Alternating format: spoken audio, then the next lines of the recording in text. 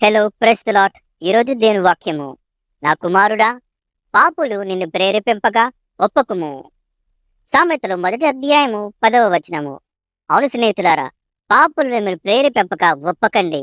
అది నీ స్నేహితులే కానీ, నీ తోబుట్టువులే కానీ, నీ చుట్టుపక్కలే వారి కానీ, నీ బంధుమిత్రులే కానీ, వారు ఒక్కసారికి చేస్తే ఏం కాదులే, దేవుడు శ్రమిస్తాడులని మిమ్మల్ని ప్రేరేపింపని ఎడల మీరు అక్కడి నుంచి లేచి వెళ్ళిపోండి.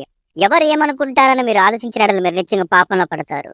మీరు పాపం చేసేటప్పుడు దేవుడు ఆత్మానుసారంగా నిన్ను గద్దిస్తాడు, నువ్వు చేసే తప్పని. అది నీకు తెలిసినప్పుడు అక్కడి నుంచి వెళ్ళిపోవడం చాలా మంచిది. వాక్యాన్ని మీరు హృదయంలో దిద్దుకోండి. వాక్యం మీ పాదం దీపముగా, త్రోవకు వెలుగుగా ఉంటుంది. మీ పాదం తొట్టిల్లకుండా నిన్ను కాపాడుతుంది. కాబట్టి ఒకసారి చేస్తే ఏమి కాదులే అన్న వారి దగ్గర నుంచైనా సరే, వారు ఏమనుకుంటారో అని ఆలోచించవద్దు. అక్కడి నుంచి లేచి వెళ్ళిపోవడమే నీకెంతో మంచిది, ఎంత శ్రేష్ఠకరము. అది తెలిసి మనం నడుచుకుందాము, దేవునికి పాత్రలవుదాము. అది మీరు నమ్మిన కింద కామెంట్ బాక్స్ లో ఆమె టైప్ చేయండి. Have a nice day. God bless.